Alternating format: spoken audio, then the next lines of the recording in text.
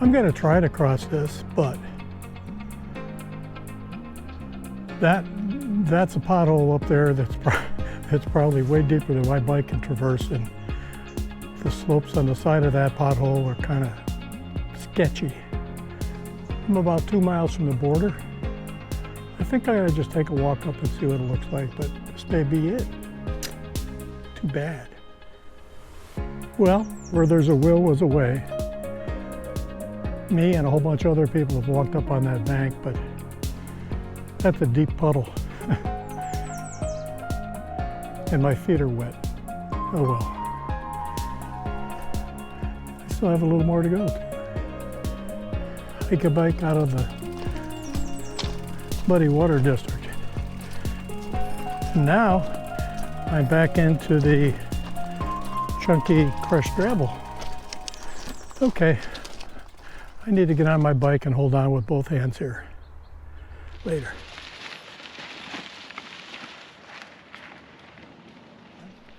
If you can see that gate up there, that's the border. Here is a trail up to the tri-state marker where Connecticut, Rhode Island, and Massachusetts all come together.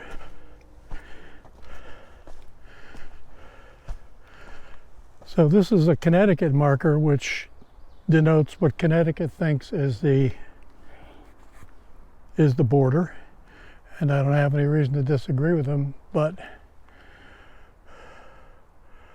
just shy of a half a mile is a tri-state marker, and I was going to try to ride up to it, and that's obviously not going to happen, and I don't feel like doing a hike-a-bike through this field of rocks. So we're going to all assume that it's there and it's serving itself well, but this is where Connecticut, Massachusetts, and Rhode Island all touch in one spot. Hey, well, I did it. I got to the border. I saw at least the Connecticut marker, and I saw the trail to the tri-state marker. So the day was a success. Now I have to make my way back through all these obstacles to the car. The good news is I have actually been pretty much climbing up a very gradual grade ever since I left at around 11:30, and so I'm going to be going down much more quickly, and then once I get to Putnam, I'm going to bypass the trail altogether and take the East Coast Greenway on-street route, because that trail between Pomfret and Putnam, don't bother. That trail is horrible. And this trail north of Putnam was markedly better. It also had its challenges, like the lake that I had to walk around or walk through. So my feet are muddy, my bike is muddy, but that's all right. It's a nice day to be out, and I'm looking forward to a good ride back to the car. See ya. Okay, I figured this little hike-a-bike through Lake Airline Trail deserves a little notoriety. So I'm going to film the whole thing.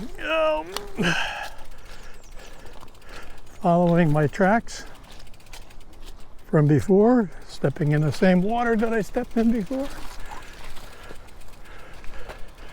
It's a virtual lake. That's probably 8 or 9 inches deep.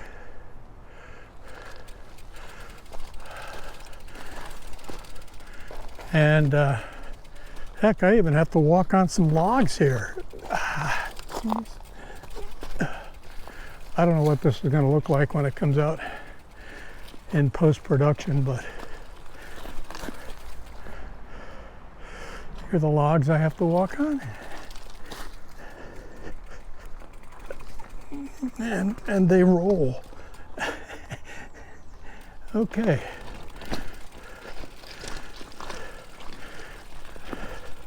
Dry patch.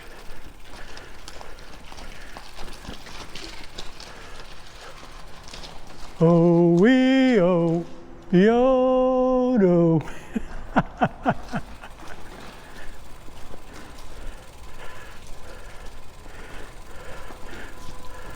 This makes going fast to get back to the car totally impossible. And I was just thinking about bypassing the trail south of Putnam. I think instead of the nice easy grade of a trail, even though it's crunchy, I'm going to have hills to go up, but I'm going to do it anyhow. I can't take that trail again. So until we get to Putnam,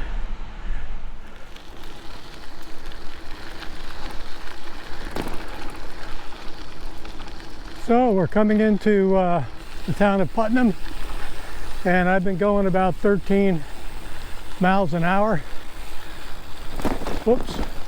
And now I'm going to have to get off and walk down the hill. I think I'm going to go down there and ride on Route 12 because it goes by a very nice lake, and I'd like to see some of those sights. Here we go.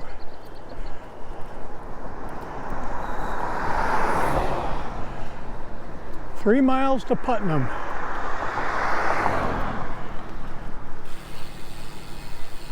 Nice little body of water. Wow, nice little school. Probably not a school anymore, but kayaker out there. It's gonna be a nice ride until I get to a hill. I didn't see Putnam on the way in. I went the river route, so I'm gonna get a chance to see what this place is like. There's the town hall. Holy cow. Brand new.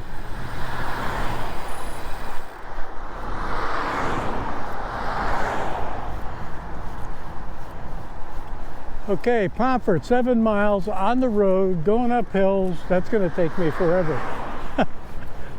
Probably going to take me an hour,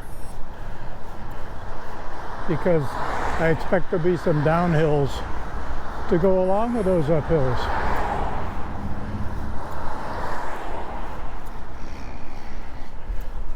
I've never been to this town before. Well, who expects to see a big hill like this in town? Right in the middle of Putnam is a big hill. Nice.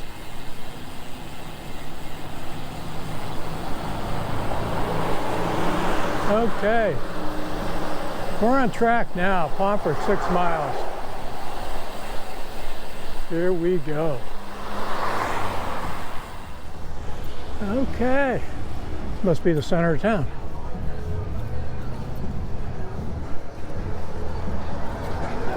Nothing much happening in the center of town. That's the Montgomery Ward building. And they don't have Montgomery Ward anymore. There's a flashback from the past.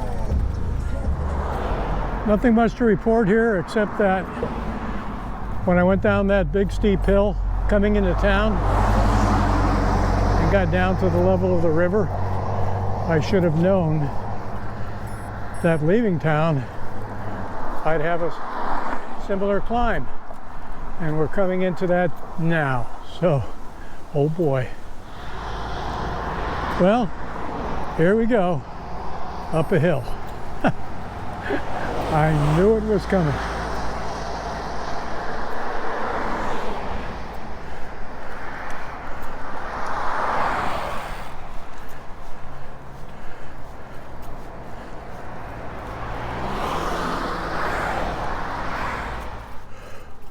Holy pasta fazzoli.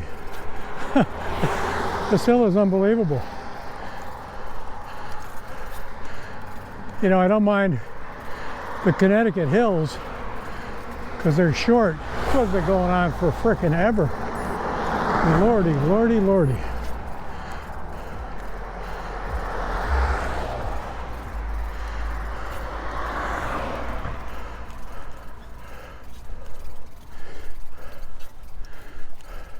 On that. So we're going down through the center of Pomfret, which is owned almost exclusively by the Pomfret School.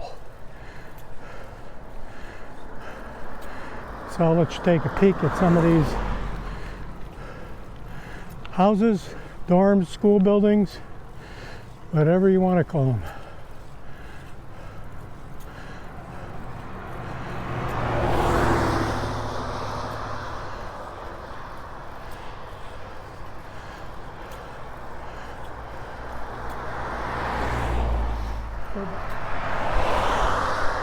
This is the Christ Church, made out of field stones. That's beautiful. Pomfret School. No, I take that back. That's the Rectory School.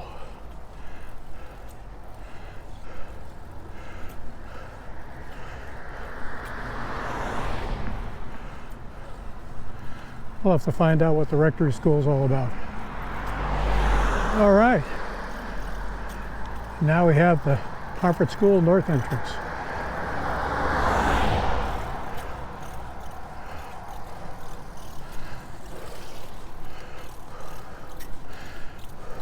Hello. How's it going? Good.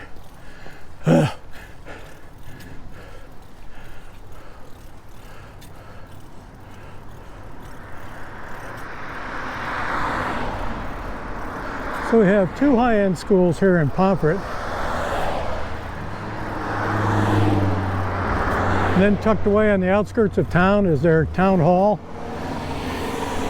distillery, and a little diner.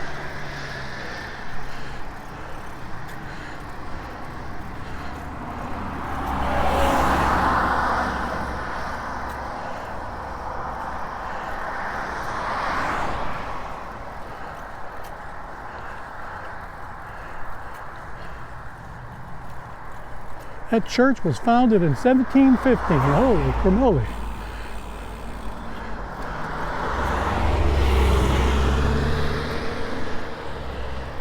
Ooh, the grass has just been mowed. It smells so good. Okay. This is the old town of Pomfret that I really think has been taken over by the Pomfret School.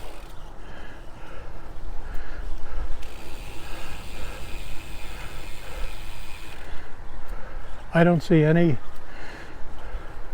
municipal or commercial buildings in this, and this is the center of Pomfret.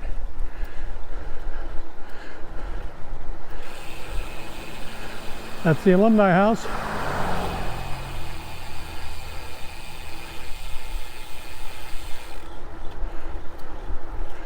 Okay, I'm going to just put the camera out there and boogie on down the road, because I haven't seen a downhill in about an hour.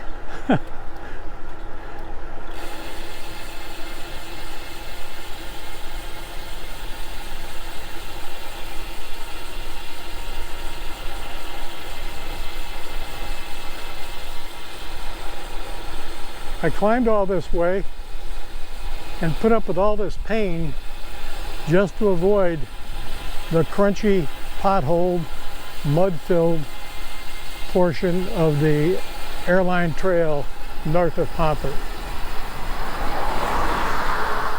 9% grade down. That must mean I went 9% to get up here. Holy shamoly. Feels good. Woo woo! Yippee-ki-yo! Holy cow! Hey Pancho! Hey Cisco! It's getting pretty steep here. Yeah, B.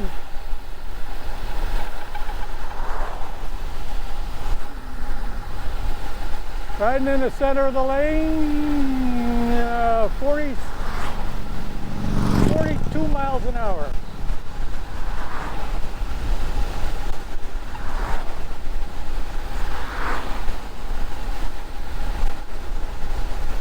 Oh my God, I spoke too soon.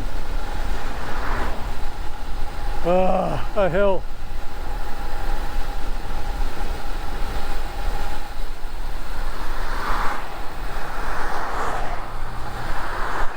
That graveyard's looking pretty good to me right now.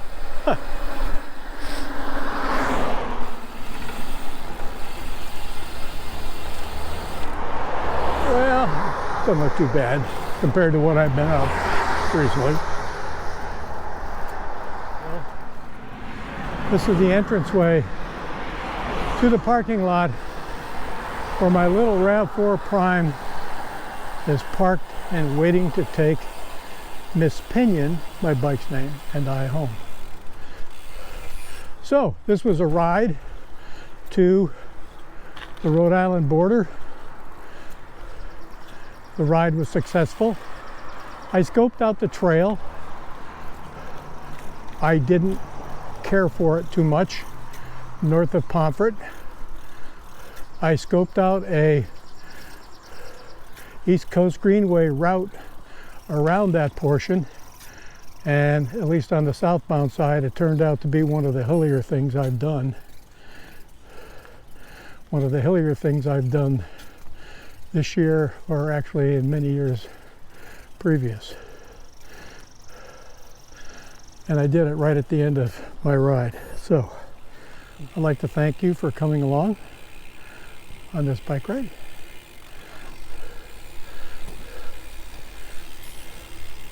It's a pleasure for me to do these things. So I tried the trail up to Putnam and it was terrible.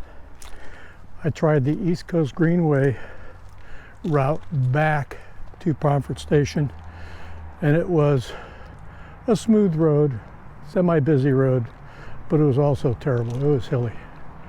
So that's all part of doing what I do, though. Keeps me in shape. Every time I climb hills like that, I think of how strong my legs are going to be at the end of the season and how ready I'm going to be to go to Canada and pedal my little butt off. So thanks for joining this old man as he rode to the border of Rhode Island. I appreciate you being along so I can show you the sights and share the ride with you firsthand. Cheers.